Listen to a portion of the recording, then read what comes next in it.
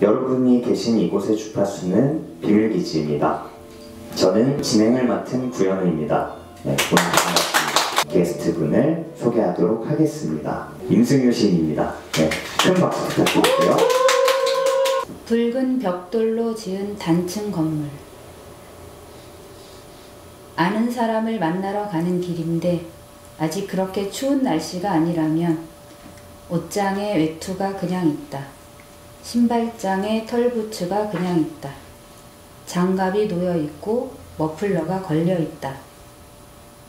걸려있는 머플러가 늘어지다가 발에 밟히는 저녁. 혹은 어느 날의 아침 한파는 갑작스럽게 찾아오고 나는 양말을 2개 신는다. 장갑 낀 손으로 머플러를 두르다 잘 안 돼서 장갑 벗고 머플러 두른 후에 집 밖으로 나와 아 추워 그러면서 털부츠의 따뜻함과 묵직함으로 털모자의 높이와 기모 들어간 스커트의 깊이로 겨울의 감각에 어울리는 사고를 하며 털부츠 안으로 겨울의 감각이 스며들 때까지 더 이상 겨울을 떠올릴 수 없을 만큼 겨울일 때까지 아는 사람을 만나러 간다.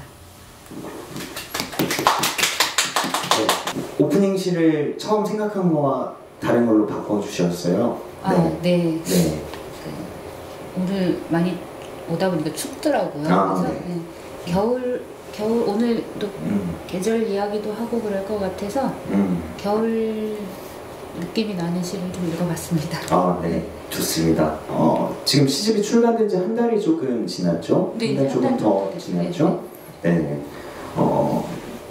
나는 겨울에 왔고 너는 여름에 있었다가 이제 출간된 이후에 지금 현재 느낌이 어떠신지가 좀 궁금해요. 이게 아무래도 첫 시집 때와 또 2번째 시집 때, 그 핑 시리즈 때와 지금 이제 또 이번 시집의 느낌은 또 다를 거라는 느낌이 있거든요. 네. 네. 어떠신가요? 네, 첫 시집 때는 사실 좀 두려운 마음이 컸는데 또 그렇기도 하고 어쨌든 제가 모르는 세계에 첫 발을 디딘 거라 좀 막막하고 그래서 뭘 어떻게 해야 될지도 모르겠고 그랬는데 이제 거의 저도 한 10년 됐잖아요. 시를 쓰기 시작한 지. 네. 그렇죠. 네, 그리고 이번 시집은 또 제가 시간이 많을 때 나와서 좀 충분히 즐길 수 있었던 것 같아요. 네. 또 여기저기 다니면서 제 시집에 대한 이야기도 하고 시도 읽고 또 듣기도 하고 좀 이 시집을 좀 느끼는 시간을 충분히 가질 수 있어서 좋은 것 같아요. 네. 네. 잡지나 이런 걸로 보다 보니까 또 유독 반가운 느낌들이 드는 게 이 작품이 언제 이제 시집에 실려서 나오지 싶었던 것들이 이 시집에 굉장히 많이 있더라고요. 친밀도를 느끼며 읽었던 시집이기도 합니다. 혼자 있을 때 주로 무엇을 하시는지 궁금합니다. 혼자 있는 시간이 거의 좀 없는 시간들을 지내왔었는데 올해 이제 제가 2년 동안 아무것도 안 하고 쉬고 있거든요.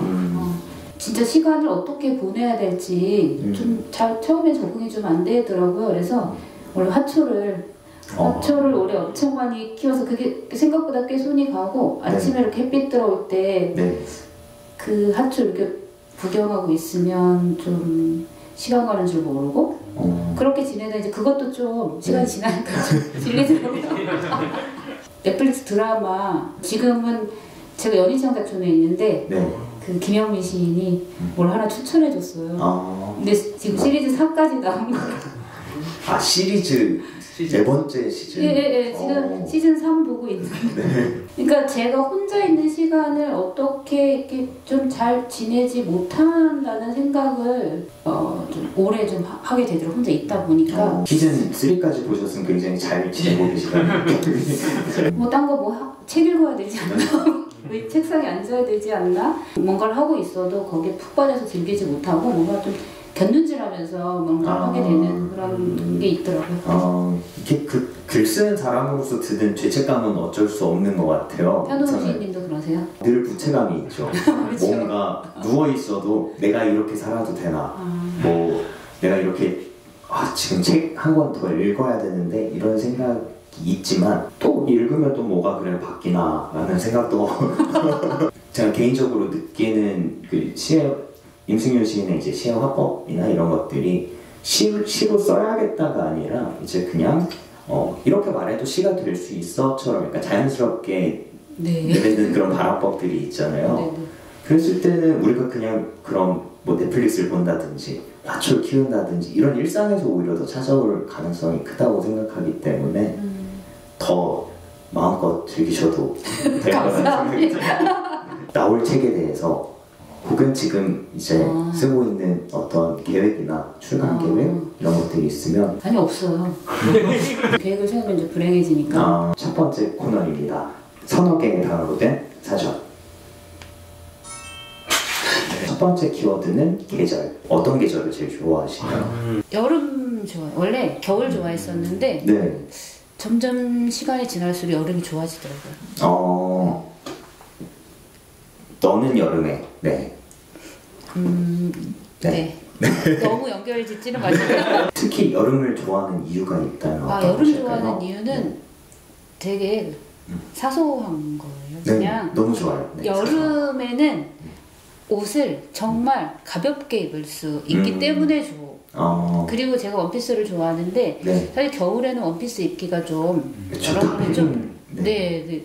원피스를 입으려면 뭘 굉장히 많이 껴입어야 되는데 여름엔 그냥 원피스 한 장 딱 걸치고 샌들 신고 돌아다닐 수 있어서 가볍게 나올 수 있는 그 느낌이 굉장히 점점 더 좋아지더라고요. 네. 사람의 감정이라는 것이 날씨나 계절의 영향을 가장 많이 받는다고 하잖아요. 이제 승윤 시인님도 뭐 그때그때 계절이나 뭐 날씨에 따라서 감수성 변화가 큰 편인지 궁금합니다. 큰 거 같아요. 계절 제가 이제 계절 키워드를 생각을 해보면서 또 시집을 이렇게 넘겨봤더니 네. 계절 감각이 거의 모든 다 들어가 있는 것 같더라고요. 맞아요. 네. 네. 그 봄이면 봄대로 특히 이번 시즌에 여름의 감각이 굉장히 많이 들어가 있는 것 같고 이제 어쨌든 어떤 생각을 가지고 시를 쓴다기보다 그 순간들은 어떤 감정이나 감각에 가까운 것들을 가지고 이제 시를 쓰면서 뭔가를 만들어내서 그런지 좀 예민하게 감각하게 되는 것 같아요. 날씨를. 네, 날씨란 시도 있어요, 시집에. 네, 알고 있습니다. 시험에 들게 하시는 다음의 계절, 만약 다섯 번째 계절이 있다면 어떤 기온이나 어떤 풍경이었으면 좋겠다 하는 것을 시인의 질문이랑 좀 다르네요. 그런가요? 한 번도 상상해 본 적이 없어요. 네. 근데 그런 걸 상상해 보는 거 재밌겠다. 네, 그것도 시로 쓰면 재밌을 것 같아서 네, 쓰세요. 네가 써라. 너무 사계절에 익숙한 사계절에 완전히 틀에 박혀 있다는 느낌이 좀 들면서 미리 알려줬으면 생각해왔습니다. 나중에 문자를 드릴게요. 네. 지역 감정. 어디야? 영주. 나는 이수. 외투를 여미며 우린 여자아이와 있는 걸까? 여름에 쌓아 올린 과일 바구니가 겨울로 쏟아져 경사면이 생겼다. 영주는 과일이 맛있고 이수는 여름 샌들이 잘 어울린다. 손을 잡고 걸으면 플라스틱 장난감을 태운 것처럼 색색의 불꽃. 중간에 기차가 지나가는 벌판을 가져다 놓고 뒤를 돌아보면 이수는 영주는 손을 흔들며 지나가는 늙지 않는 여자아이였다. 나는 겨울로 왔고 너는 여름에 있었다. 네. 두 번째 키워드가 직업입니다. 지금 학교 선생님으로 일하고 계시죠? 꽤 오래 계셨죠?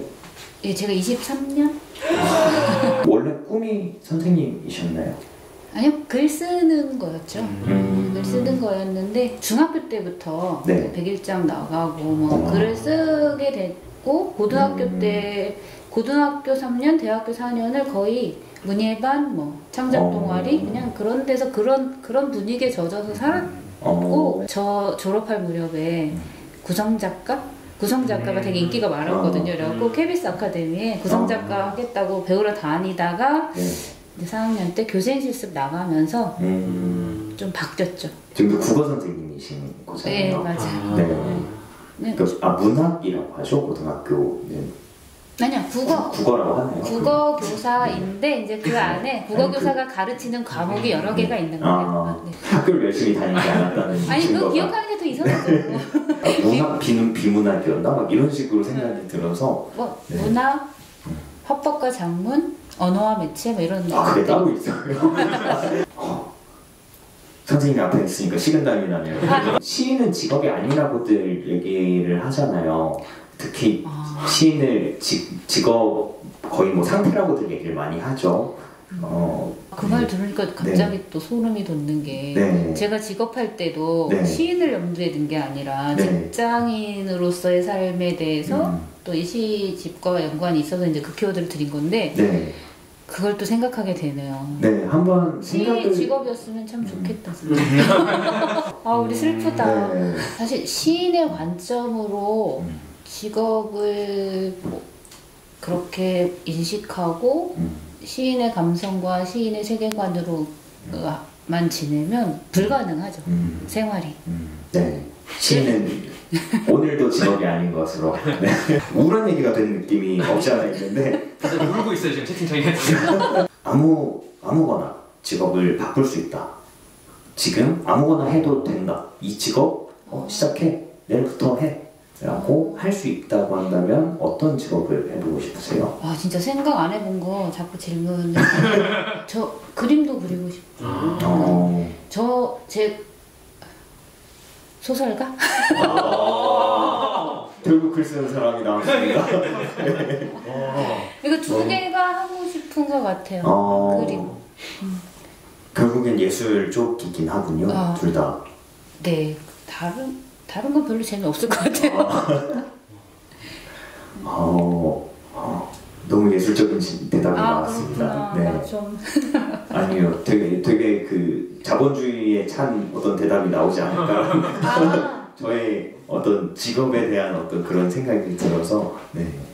아니 저는 좀 즐기는 거 하고 싶은데 제가 가장 즐기는 게 이제 두 가지라서 그런 것 같아요. 네. 그럼 취미로 그림은 그리시나요? 아니 아까 재능 없어도 된다 그랬잖아요. 전제만 없애도 재밌는 질문들이 많네요. 아까 5번째 계절도 그렇고 제가 너무 현실적으로 제한을 두고 살아가고 있었다는 느낌이 이야기를 나누면서 좀 드네요. 이건 좀 놀라운데 혹은 이건 좀 신기한데 뭐 이런 직업은 있었을까요?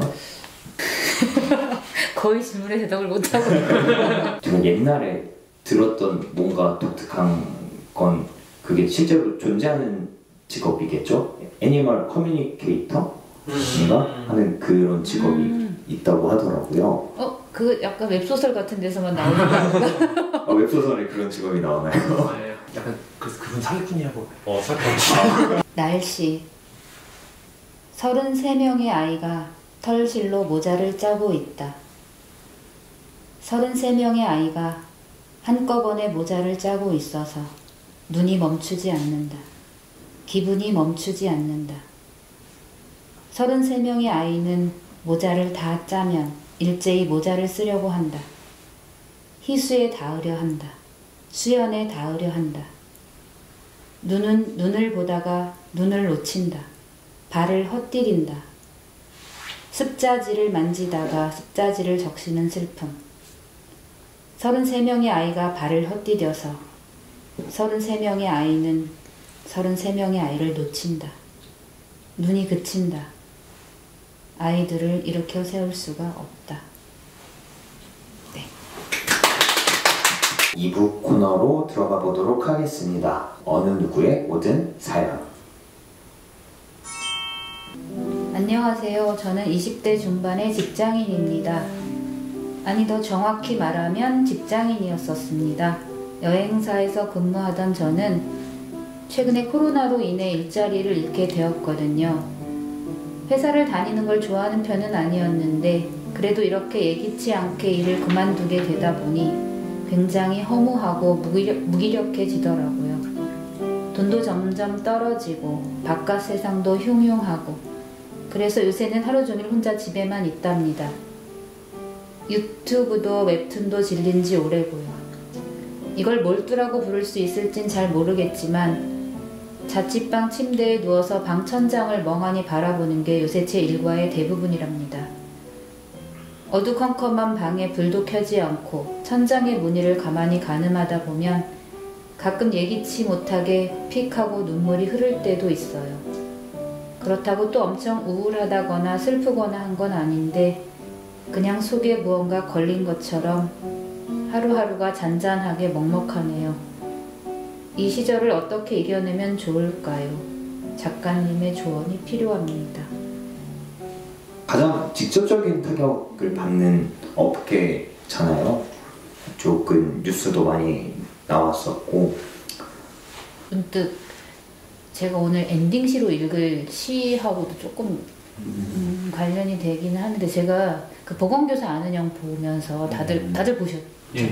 저 거기서 제일 좋았던 게 그 고등학생 아는 형인가 이제 그 남들과 다른 세상을 보는 것 때문에 되게 약간 소외를 겪고 좀 약간 위축돼서 되게 이렇게 소외당하면서 사는데 그 짝꿍 남자애가 이건 캐릭터 문제야 그러면서 그림을 이렇게 캐릭터화해서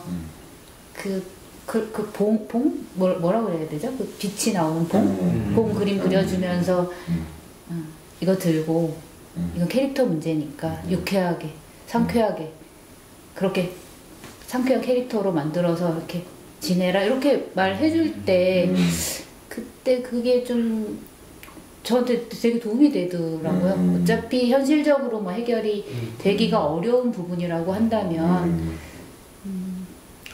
저는 그럴 때 정말 몸에 딱 드는 원피스 입고 운동화 신고 약간 이럴 때 조금 기분이 좀 나아지는 캐릭터 문제다. 경쾌해지는 어떤 방법 이런 거를 그냥 근본적인 해결책은 안 되지만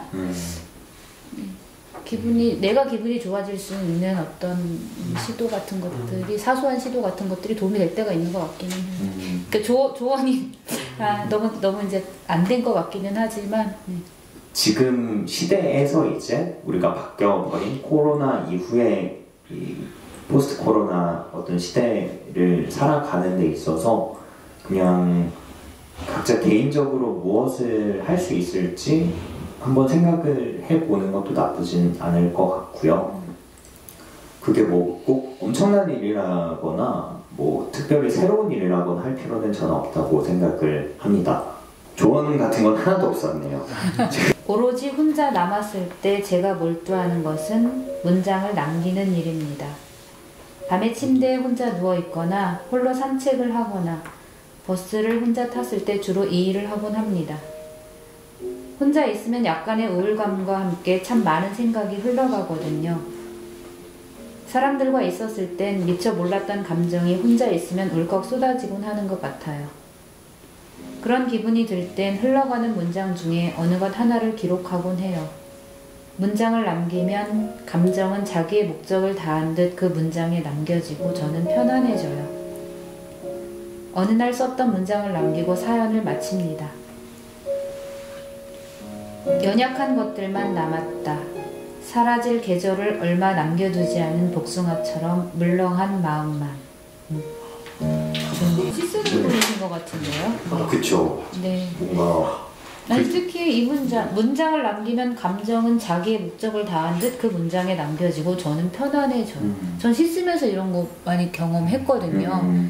되게 심란할 때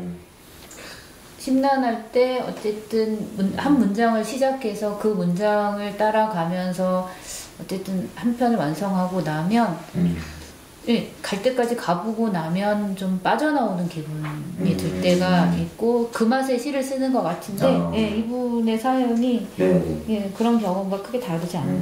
그 감정이라는 것이 정확하지 않다 보니까 그것을 우리가 파악을 해야 해결을 할 수가 있잖아요.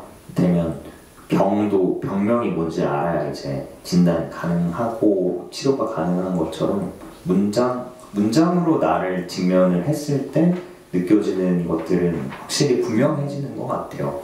그리고 여기 써주신 문장들이 승윤 시인님께서 말씀하신 것처럼 되게 글 쓰는 분이네요. 이분은 느낌이. 그렇죠. 네, 이런 게 좋네요. 물렁한 마음. 그러니까 복숭아는 물렁한 것이다. 딱딱한 복숭아는 달아. 그 눈이 가는 게 네. 화평 들어가나요? 저도 경험을 하지만 늘 하는 거지만 감정이라는 게 제가 어떻게 제어가 안 되고 이 감정이 한번 흐르다 보면 감정이 더해지면서 정말 제가 어떻게 할 수 없는 상태일 때가 있는데 지금 이분이 메모를 남길 때 복숭아처럼 물렁한 마음 이렇게 하셨잖아요. 근데 네. 저는 이렇게 이미지로 바꾸는 과정에서 아까 그 잘 모르는 거를 문장으로 이렇게 가시화하면 조금 분명해지면서 이제 빠져나올 수 있다 이렇게 말씀을 하셨는데 이렇게 비유를 한번 쓰면서 이미지로 만들고 나는 그 과정을 통해서 좀 수월하게 빠져나올 수도 있겠다는 그런 생각이 들어요. 그냥 뭐 슬프다, 힘들다 이런 것보다 그 힘듦의 형태를 부여해주는 문장 같은 것들, 네, 되게 좋은 것 같아요. 누군가와 함께하지 않는 시간의 대부분을 저는 누군가와 함께했던 시간을 떠올리는 데 쓰는 것 같습니다. 분위기를 읽지 못하고 엉뚱하게 내뱉은 나의 수많은 헛소리들에 이불을 차기도 하고 누군가 별 생각 없이 툭 던진 말에 큰 의미를 부여해 곱씹다가 왜 그때 이렇게 대답하지 않았을까 하며 후회하고 자책하곤 합니다. 그런 생각에 매몰되다 보면 누군가와 교류하고 싶지 않아 혼자 있는 게 편해 라고 확신하면서 외로움 때문에 또 누군가를 찾게 되는 이상한 악순환에 빠져 살고 있는 것만 같아요. 그래서 요즘에는 이런 생각에서 벗어나기 위해 취미나 소일거리를 찾아보려 노력하고 있습니다. 시인님께서도 이런 비슷한 경험이 있으신가요? 엄청 있죠. 얼마 전에 그 연희에서 만난 소설가분 시인분들이랑 이제 한 며칠 술을 먹고 밤 새벽까지 얘기를 했거든요. 그러면서 다들 이제 그런 고민을 다 갖고 있더라고. 나 오늘 말 너무 많이 했어. 나 어떡하지? 말 너무 많이 했어요. 괜찮아? 그러면서 내린 결론은 사실은 다 나 그 말 안 할 걸 그랬나? 다 그 생각하느라고 다른 사람이 무슨 말 했는지 어떻게 했는지는 아무도 신경 안 쓰고 다 그 생각만 한다는 거예요. 별로 사람은 타인에 관심이 없다는 사실을 알아야 하는데 그렇죠. 자기 반성을 하는 것이지 이게 물론 타인한테 상처를 받는 경우도 있겠지만 그런 경우는 손에 꼽는 것 같고요. 대부분은 자기가 한 무언가 때문에 이제 스스로 상처받는 게 제일 많이 있는 것 같아요.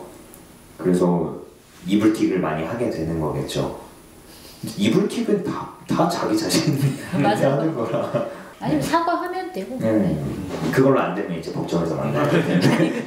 그리고 이제 어쨌든 말을 한다는 건 내가 막 너무 말을 하고 싶어서 한다기보다 그 자리를 좀 더 유쾌하게 유지해 나가기 위해서 꺼내는 거기도 하니까 꼭 이기적인 목적으로 말을 하는 건 아니기 때문에 말하는 것 자체가 저는 좀 다른 사람을 배려하는 것일 수도 있다는 생각이 들어서 그 과정에서 실수가 나온다면 그건 조금 어쩔 수 없지 않나 이렇게 받아들이는 것도 괜찮을 것 같아요. 제가 볼 때 진짜 조용조용 말하시고 그렇게 뭐 이렇게 제가 볼 때 좀 존경스러울 정도로 그러신 분들도 나중에 SNS 보면 뭔가 후회하고 계시더라고요. 그래서 이 사람이란 존재가 좀 원래 그런가 이런 생각도 들고. 그럴 수도 있죠. 그리고 그 말을 적게 하시는 분들은 자기가 한 말을 다 기억할 수도 있어요. 조금 말씀하셔서 소감을 한번 여쭤보고 싶어요. 그냥 어떠셨는지.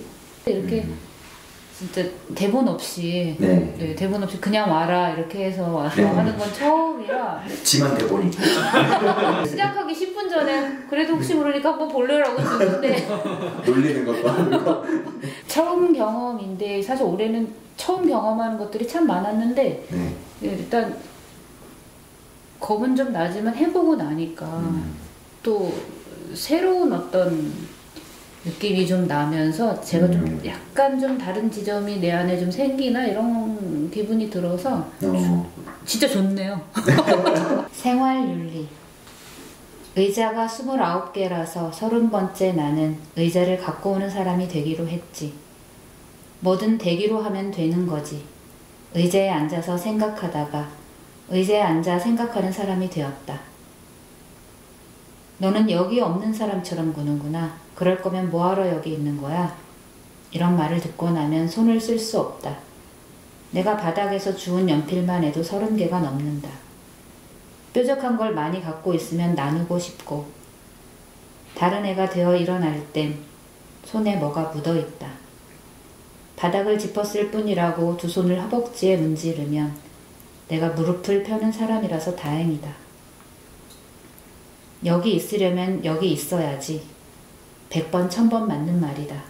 나는 여기 있으려고 그랬던 거다. 그러니까 화내지 마요. 화가 날 땐 많은 색깔을 갖고 있는 거랬다. 잘 어울린다는 건 원피스와 양말과 운동화. 내일의 조합을 생각하면 막 웃음이 나와 하루를 더 살 수 있을 것 같다.